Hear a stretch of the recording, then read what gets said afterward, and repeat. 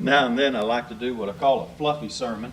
That's a little misleading because there's a lot of meat to it, but there's a lot of territory we're going to cover. If you have a copy of the news and notes this evening, that's the sermon outline that we'll be following. And so as we change slides, if you want to look back at something, you'll have a copy of it.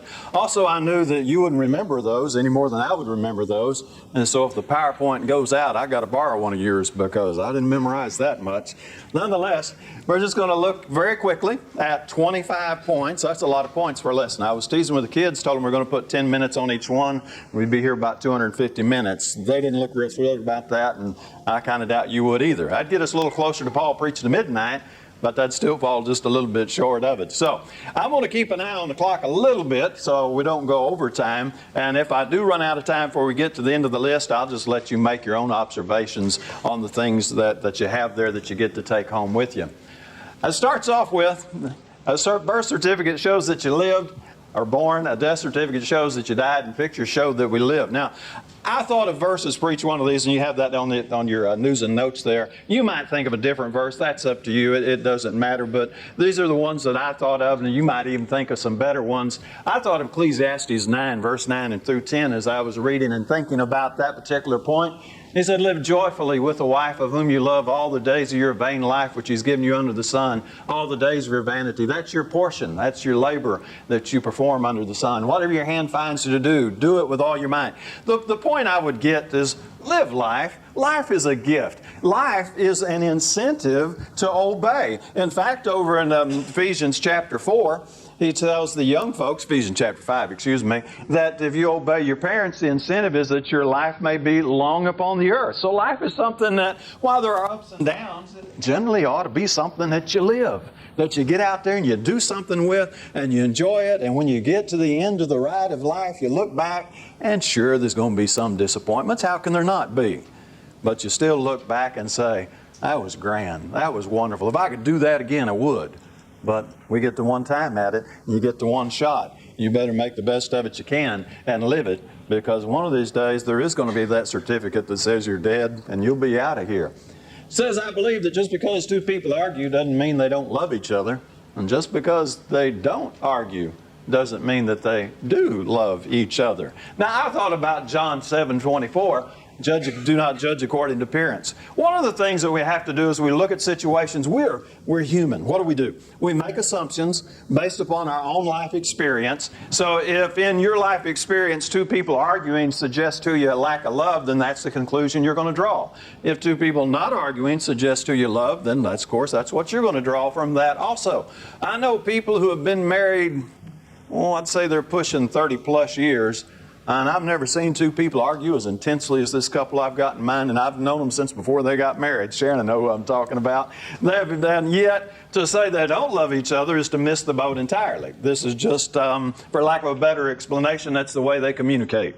And that's their business. I'm not going to stick my nose into it. The point I would make, though, is when you start making assessments, judgments about how other people are living their life, be sure you really know what you're talking about. Judge righteous judgment. Don't do it just by the shallow surface appearance. Besides, most of us, if we want to fake John Q. Public out, it's not too hard to do, to fake somebody out for a few moments. It's those that you get to be close friends with where you really learn what's going on behind the scenes.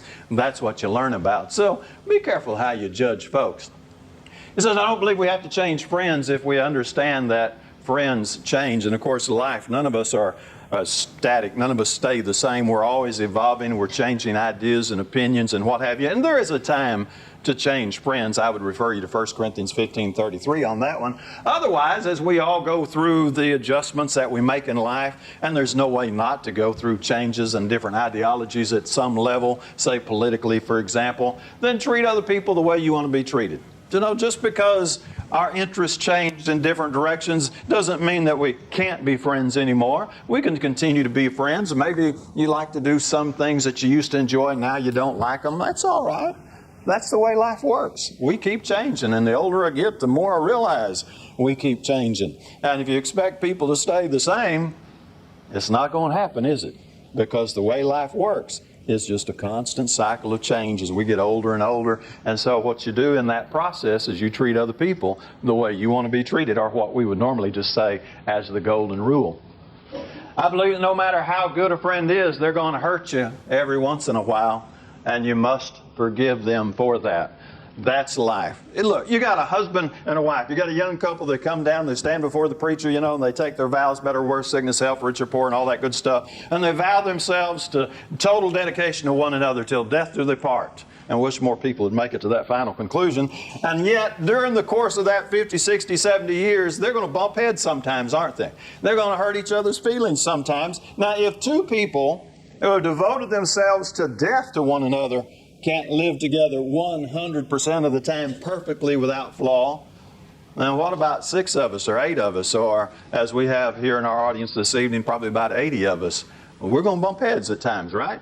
That's the way life works. That's just something to be expected. That doesn't mean to justify it. That's just what's going to happen when you get folks together. Therefore, I thought of Ephesians 4:32. Be kind to one another, tender-hearted, forgiving one another, just as God in Christ also or forgave you. And that's what we do. We forgive one another. And there are a lot of other verses we could bring in there about forgiving one another.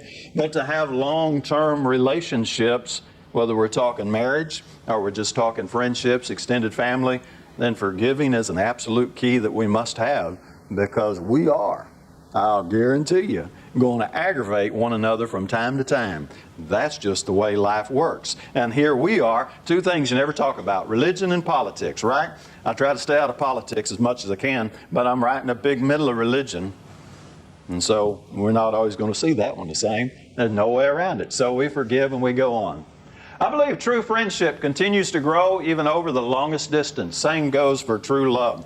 Where you have really true friendships developing, there is something special. Now, those of you who have traveled and have loved ones and friends in other cities, you'll be able to relate to this quite well. As a preacher, we go and hold meetings in other areas. Of course, we were just in southern Indiana, where I'd lived for 7 years and have held several meetings up there. And it's a little hard to explain, but when we drive into town, it's not like you got to start all over again.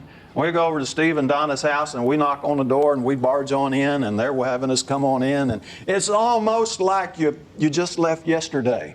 Now, it could have been 4 or 5 years ago, but the friendship's still there, the love, the joy, the camaraderie. It's just an odd thing, because you'd think, well, absence, out of sight, out of mind, excuse me. But yet, it is something that can continue to grow and sustain. And of course, nowadays, we've got the advantage of Facebook to cover our distances. I thought of 1 John 4:12. No one has seen God at any time. Comment there just a moment on how we love God, and yet talk about a distance. I don't know how you'd explain that one. If we love one another, God abides in us, and His love has been perfected in us. And we do love one another. And it doesn't have to be based on a geographical location. Now, obviously, the more that we have the opportunity to physically interact with one another throughout the course of a week, the more we're going to have an opportunity to show that love, demonstrate that love, and interact with one another. But even if we don't get to see each other for months or years on occasions, that love, especially since we're all part of the body of Christ, that eternal family, that love, it's still there. It's just really interesting. I hope you know that experience. If you don't, I'll quit talking and go on to the next point. I believe that you can do something in an instant that will give you heartache for life. I want a way to go and suck the words back in. Have you done it before? You said it and you knew the second it was out of your mouth, uh-oh, I'm in trouble. I should have never said it. But there's nothing you can do that you can do. Oh, I didn't mean that. And usually she's mad at you already. Especially, man, if you've done the one, you put on a little weight. There's no way you can ever take that one back. You're dead in the water right there. And so I was thinking, okay, you can do some things in a moment, give you heartache for life. And some of them are quite serious. And do we have biblical examples? I chose Luke 22:60, where Peter denied Christ. I said in the little previous thing there, it says you can do something in an instant. Well, we know that Peter's was a little more than just an instant, like it wasn't 3 seconds on the clock. There was some time there. You can have an event. Adam and Eve, I don't know how long the whole conversation went. I don't know how long it was before Adam said, yeah, I'll have a bite of that too. But in an instant, if you would, whether it was minutes or hours, in an instant, they regretted it forever, didn't they? Abraham, Hagar, Sarah had that great idea. We can have offspring, use my handmaiden here, and we'll take care of this. And for an instant, it looked like a good thing. We're still paying for that one, aren't we? Islam. So what do you do with all of that? In an instant, You can do something so totally foolish that it mars your character forever. David and Bathsheba. Now I realize there was a whole evening involved there, but in an instant, if you would. And what is one of the things that we still talk about when we talk about David? David and Bathsheba, and that mark will never ever come away. In an instant, we can do something that people will talk about till the day we die. And I'll guarantee you, you'll think, well, that was 30 years ago. Nobody's talking about that anymore. When we are standing at the funeral home and we're talking about all our memories, I'll guarantee you, some old gossip will be standing off in the corner going, you remember the time that? And they'll still be talking about it. That's the way life works. Not saying it's fair. I'm just giving you a heads up there. Peter did the same thing, and this is one of the things he's known for. And again, we could just go through a zillion Bible examples there. Think long and serious before you do something rash and get yourself in trouble. I believe it's taken me a long time to become the person I want to be. Amen. If you are trying to grow. Now, you ought to have a goal in mind, and that goal ought to be 1 Corinthians 11 and verse 1, where Paul said, imitate me as I also imitate Christ. And so there's my goal, is to be as Christ-like as I can become. Or if you want to go back to Genesis, we were created in the image of God, so I want to be as much the image of God as I can become. But man, is it tough. I've been working on this thing seriously since I was 25.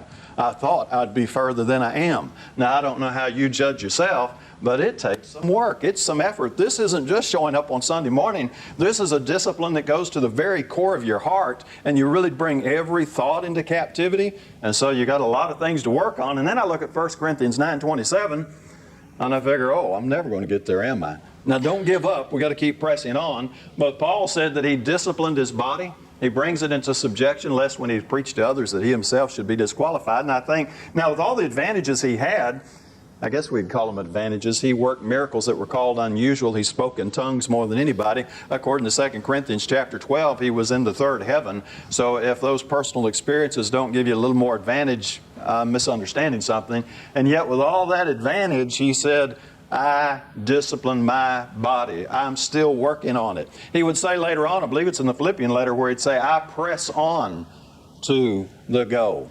And until we cross the finish line, that's exactly what we do. And so as you look at yourself and you think about your development, be really leery if you ever sit back in the comfort of your recliner or wherever and say, yeah, I've just about got it done. Well, if you ever say that about yourself and your spiritual development, I wish your wife would reach over and slap you on the head, or not that vice versa, but nonetheless, and say, no, you're nowhere near that yet. You know, when you can be Christ-like, and then we'll talk about it. It takes a while. It's hard work. And so we keep on keeping on and fine-tuning, as I often say. I believe you should always leave loved ones with loving words, and maybe the last time you see them. Isn't that the truth? Now, it doesn't happen real often, but it does happen, where, you say goodbye in the morning, and later on that day you get a phone call that you never wanted to receive telling you that something bad has happened. There are just so many things that can go wrong.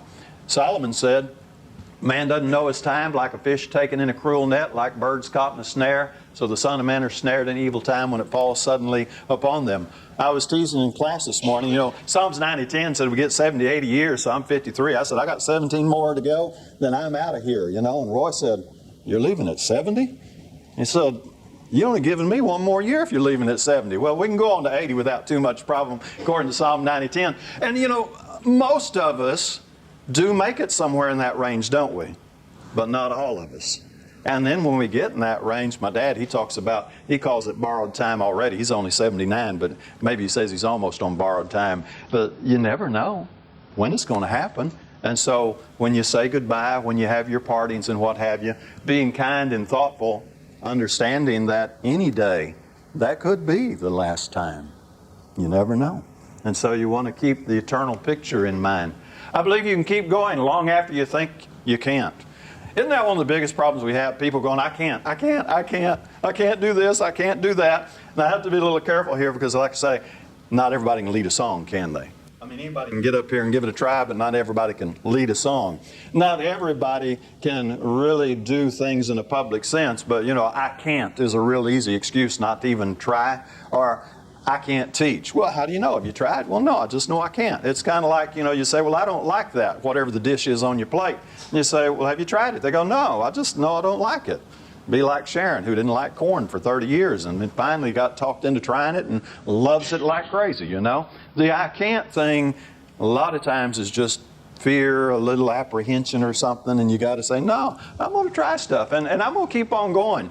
I'm going to do like Paul did. I'm going to learn that I can be abased, that I can abound everywhere in all things. I have learned both to be full, to be hungry, to abound, to suffer need. I can do all things through Christ who strengthens me. And if I'm going to press on that straight and narrow way all the way to victory, which is what we're about, then that's exactly what we're going to do. And sometimes it's going to get tough.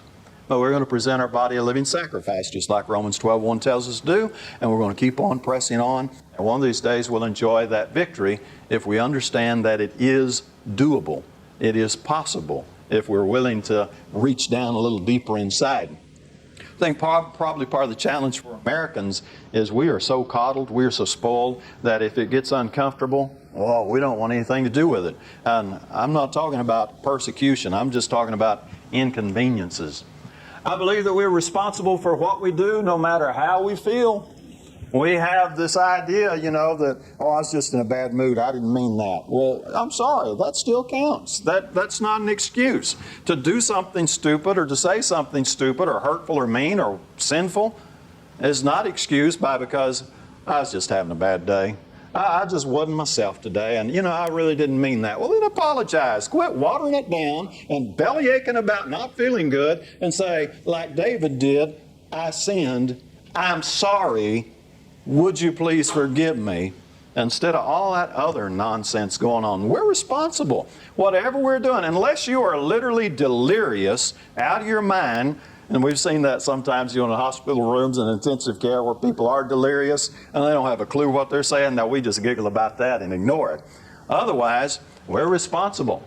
And He's coming back and He's going to reward us according to our works, what we do. In fact, Matthew 12:36 says, every idle word that we speak we'll give an account of in the day of judgment. There's no allowance in there. It doesn't say, and we'll give an account of every idle word we speak in the day of judgment, unless you were just in a bad mood when you said it. You know, I felt pretty bad at times when that hammer missed the nail and hit my thumb. But that still would not have justified some of the things that some people want to say in that sort of circumstances. And I have found out, and I've giggled at Dave too, because we can say ooh, ooh, ow, ow, ooh, ooh. You don't have to say other things. And it's kind of funny, actually. And then you get to laughing, and it kind of helps cover up the pain. It's possible. So, watch out. I don't care what mood you're in. God didn't say it's all right as long as you're in a bad mood. I believe that either you control your attitude or it controls you. Amen. This is something that is, I say Christianity is a discipline, which it actually is, and it's more than just showing up on Sunday morning and going through the motions, though this is a necessary part of our discipline effort, but we get it down to bringing every thought into captivity, obedient to Christ. We get it down to the point, as Solomon would say, to ruling our own spirit. Now, folks, I think that's somewhat phenomenal, but Proverbs 16:32, and that scripture reference is in your news and notes, says, he who is slow to anger is better than the mighty, and he who rules his spirit than he who takes a city. And so what we are doing is we're not just in the process of saying, okay, I'm not going to cuss anymore, even if I stump my toe in the middle of the night. I'm not going to drink anymore, although that's a good idea too. I'm not going to tunic anymore. That's those things you ought not to be doing. But it goes even beyond that. After I have put all the obvious stuff away, I'm still doing something. That's the discipline of Christianity. And what I'm trying to learn to do is to rule my spirit. I'm trying to catch those thoughts when they first pop into my head. And if it's an inappropriate thought, say, no, we're not going to harbor that thought there. It's out of here. And, you know, just bring it all under absolute control and get it going the direction that a true Christ-like Christian ought to be going. And I tell you, if you look at your heart real close, you'll find a lot of times that you're not quite as near the mark as you think you are. Now, if you're right on the mark, I want you to teach the class because I need some instruction in that line of thought also. I believe that heroes are the people who do what has to be done when it needs to be done, regardless of the consequences. And I thought, well, what would be a good one on this one? And I think Shadrach, Meshach, and Abednego would be a good one on this one.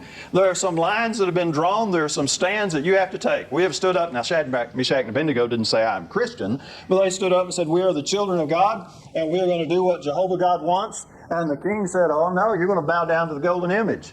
And they said, no. They didn't get hateful or mean. I think this is an interesting point. They didn't say to the king, you're a big fat dummy.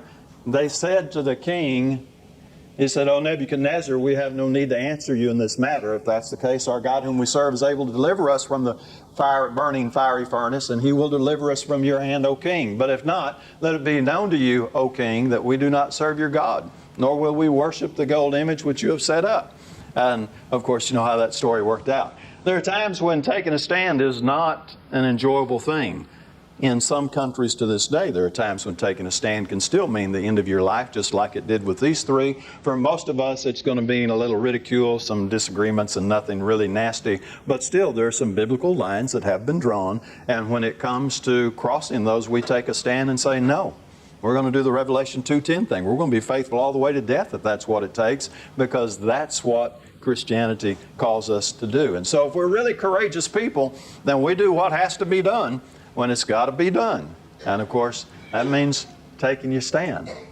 I believe that my best friend and I can do anything or nothing and have the best time. That's friendship.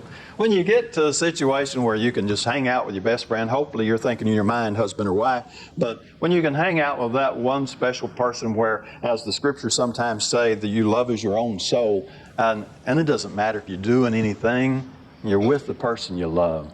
And the time just goes by enjoyable, whether it's something not serious or something more serious. Proverbs 17:17 said, a friend loves at all times. And you have that time. Now again, you're going to have to overlap that with the previous one, where now and then we're going to bump heads, but still, the thing that makes a healthy relationship, a healthy marriage, a healthy family, a healthy friendship, is that in a healthy relationship, you can bump heads and disagree, but the relationship remains.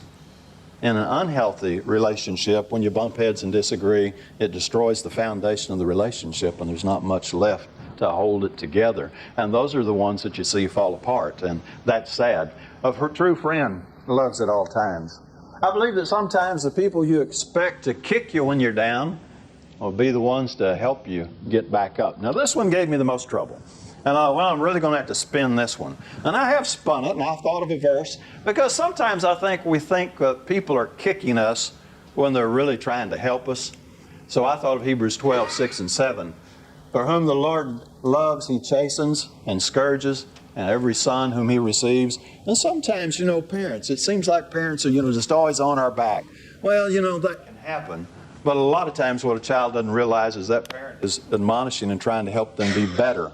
Sometimes preachers can get on your back, elders can get on your back, we can get on each other's back. And you've got to take it by case basis. But sometimes that which we count as, kicking is really something that's designed to help if we would look deeper and further into the situation. Here he says, if you endure chastening, God deals with you as with sons. For what son is there whom a father does not chasten? And so sometimes you'll have maybe a teacher, a co-worker, a manager, a boss, somebody that's really just been riding your case a lot, and you think they hate you, and then you end up in a tough situation, and one of the first hands to reach in and help you out of it is that same person that you've actually misunderstood because they've been training you. I would suppose that a good example of that would be the military and boot camp. I have an idea that a lot of those guys in boot camp think that drill instructor is one of the meanest, most hateful people on planet Earth. But the last thing he's trying to do is destroy those young men. He's trying to get them ready for some tough situations so they come home alive. Ultimately, that's what we're doing. We're trying to get back home alive forever, all eternity.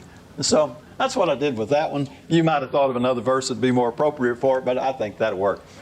I believe that sometimes when I'm angry, I have a right to be angry, but that doesn't give me the right to be cruel. Isn't that the truth? I'll give you Ephesians chapter 4:26. Be angry, do not sin. I'm not of the position that it's always wrong to be angry. I think most of us would agree that there's a time when we like to call it righteous indignation. It sounds better than anger, doesn't it? You can be angry and not sin. But as he said, don't let the sun go down on your wrath. We don't need to beat somebody to death with it, for day after day after day. Have you ever known anybody who could bear a grudge for months? I literally know people who can take a grudge and they'll saddle that booger up and they're going to ride it for months to come, never let it go. Beats me, because while you're out bearing your grudge, everybody else has pretty much forgot about it, but Be angry at times. You got a cause to be angry? Stand up. Not a problem with it as long as you're on solid ground. But don't be cruel. And that's kind of the tough part, because when we get angry, we sing the song, angry words will let them never from the tongue unbridled slip. Unbridled slip is the key phrase there. I believe that maturity has more to do with what type of experiences you've had and what you've learned from them, and less to do with how many birthdays you've celebrated. You heard the term old fool, and there are certainly some old fools in this world. It is not about how long you've had on the calendar. Ideally, your time on the calendar, if wisely managed, would make a tremendous difference. But as Paul said, there were some of those people always learning and never able to come to a knowledge of the truth. And so there are some folks that I don't care, that live to be 142, they would never understand the truth any more at that birthday than they did when they were 16. And that's a tragedy, isn't it? It just doesn't always work that way. When I lived in Indiana, there was one man that always came by my office about once a month, and he'd always make reference to his gray hair before he started talking. The sad thing about it is nobody respects that man, even though he's got a lot of gray hair. And well, he doesn't have as much as he used to, bless his heart. But it just didn't match up, the living, with everything else. You know, it's all got to come together, and people see it, and there's no really hiding it. And so you look at it and you go, what am I doing with life? Am I really managing my time wisely? I believe it isn't always enough to be forgiven by others. Sometimes you have to learn to forgive yourself. And people are funny. There's some people who never ever see any wrong in themselves whatsoever, so there's no forgiveness issue there. And there's some people who will kick themselves for the next 6 months for just anything they've done wrong. I'll put Judas in this category. He betrayed Christ, and then he was sorry he did it. He said in verse 4, I've sinned by betraying innocent blood. But he couldn't live with himself, could he? And so he went out and he hung himself. Now, I don't know of very many people who have committed suicide. It does happen. It's quite a tragedy when it does happen.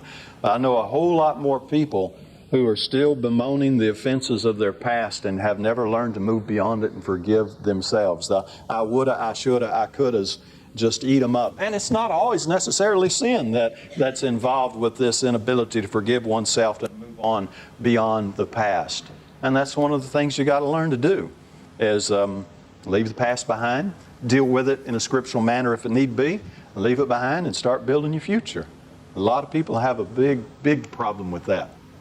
I believe no matter how bad your heart is broken, the world doesn't stop for your grief. Isn't that the truth? I decided to use Ecclesiastes 9:5 here. We know that we'll die, but the dead know nothing at all. And I suppose about the only time folks are really going to slow down for your grief is those few who take an hour or so to come to the visitation, and maybe those few who take an hour or so to come to the funeral.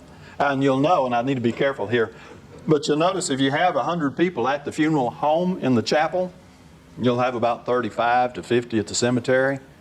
Why is that? Well, there are various reasons, but generally the reason is life didn't stop. Not even for the death of my dearest loved one. People had other things more important in their estimation to do than go on to the cemetery. Now, I'm not saying it's wrong not to go to the cemetery. I'm just trying to make the point that life goes on, and this is the way it is. And so we'll show up and we'll give you 30 minutes. We hope the preacher doesn't go too long, because there's stuff we got to do, and life keeps going. Is it fair? Is it right? I don't know. We'll debate that later, but it is the reality, and we need to learn to deal with it. I believe that our background and circumstances may have influenced who we are, but we're responsible for who we become. Heard somebody say once, it's not where you're from, it's where you're going. I like that one too. You can't live beyond your history. I mean, I like to say Arkanese because I've spent most of my life in Arkansas, so I'll always be Arkanese, but I've got a future. One of these days, I'm going to be a citizen. Well, we are citizens of heaven now. One of these days, we're going to be actually there. 1 Corinthians 6:11. As he talked in verse 9 and 10, talked about some rotten scoundrels and how sinful they were. That was their past. That's where they were from. And they pressed on, and they were sanctified, and they were washed, they were justified, and that's the way we do. Even if we really mess up like Peter did after he'd been with the Lord for, 3.5 years, you get it behind you, you say, that's my past. I'm going to move on. Paul and Barnabas had that big squabble and broke up for a while and went separate ways. But they got over it and they went on. Paul and Mark got over it and went on. And so that's what you learn to do. I believe that you shouldn't be too eager to find out a secret. It could change your life. You know, some people want to know other people's business too much. Paul said, lead a quiet life, mind your own business. One of my rules is, you know, if you come to me, y'all don't do this hardly ever, and I appreciate it. Now, don't tell anybody but. Okay, right there, don't tell me either, because I don't always remember what I'm supposed to tell and not tell. Now, if you come to my office and you decide you want to talk to me about something quite serious, and this is quite of a serious moment, I'm sure I'll remember that and keep my mouth shut. But if we're just standing in the foyer, walking across the parking lot, sitting at McDonald's, and you let a secret slip, look, I just don't count McDonald's as one of those real serious counseling kind of situations where I'm on my best behavior. We're usually just shooting the breeze and having some fun at McDonald's. And if you're getting ready to tell me, don't. Just spare me. I don't need to know everybody's secrets, and you don't either, really. I'm having enough trouble getting my own life straightened out. So I'm just going to mind my own business as much as I can and encourage you to do the same thing. Thought about using Deuteronomy. Verse slips in my mind right now. 6:29. The secret things belong to God. But I thought, no, this application would work better. I believe two people can look at the exact same thing and see something totally different. I keep this next verse on my computer monitor. If you walk back into my office right now, right at the upper right-hand corner, you'll see a little white piece of paper that I have typed out. The first one to plead his cause seems right, till his neighbor comes and examines him. Yeah. Two people can look at exactly the same situation, exactly the same case, exactly the same scenario or whatever, and see it totally different, can't they? That's why we have Republicans and Democrats and independents and Green Party and all those others, is because we all look at the same thing, this country, and we see totally different stuff in it. And so you got to be careful. You got to keep your eyes open, and you got to be thinking. Now, in marriage, if you're really savvy and you keep your eyes on it, then the woman will bring to the marriage something a man could never bring, and the man will bring to the marriage something the woman can never bring, because we're two different creatures. And so if they'll be willing to listen to one another, then you've got a really wonderful teamwork going on there. I believe that your life can be changed in a matter of hours by people who don't even know you. I thought 9/11, wasn't that it? And then I thought, let me give you James 4 here, your life's a vapor, you don't know what happened tomorrow. Then I thought Exxon, Mobil, and all the oil companies, don't they jerk you around? You drive up to the gas station, gas is $2.89 a gallon. You drive up the next day, it's $3.33. And you're like, I ain't got that money. They don't care. These people are messing with you, and there's not a thing you can do about it. Unless you just want to go back to walking, I guess. I believe the credentials on the wall don't make you a decent human being. Our society puts way too much emphasis on diplomas. There is a place for diplomas. They're important in places. Other places are totally irrelevant. But some people profess to be wise, and they become fools. Isn't it a shame? Just because you have certain educational standards met, that doesn't make you a decent human being necessarily. I believe that the people you care about the most in life are taken from you too soon. Isn't it the truth? You could live with somebody, if you're really in love, they could be 100 years old. And rarely are we really ready to let go.